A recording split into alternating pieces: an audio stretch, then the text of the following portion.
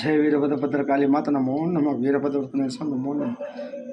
భక్తులు కొద్దిగా తెలుసుకోండి అన్న, ప్రజలు కూడా కొన్ని దేవాలయాలకు పోతే మనము విగ్రహమూర్తులను తాకకూడదు. ఎందుకంటే దాంట్లో శక్తులు నింపి స్వామివారు విగ్రహ ప్రతిష్ఠ చేసింటారు. మనము మానవ మాత్రలు కామక్రోధాలు మాంసాన్ని పుడుతుంటాం కాబట్టి మనం ఆ స్వామి విగ్రహాలు తాకకుండా ఇట్లా మొక్కని ఇట్లా అనుకునే నేర్చుకోవాలా. అంతేగాని ఇప్పుడు కొత్తగా ఇట్లా ఇట్లా ఏందిరా ఇది, అంత జ్ఞానం ఎక్కడ పోతుంది. తర్వాత అమ్మవారు ఉంటుంది జంషెడ్ శక్తిమాతది, అమ్మని ఇట్లా తాకడము, మగ పిల్లలు ఆడపిల్లలకి ఇట్లా తాకడము, అమ్మ బొట్టు పెట్టుకోవడం చేయకూడదున్నా.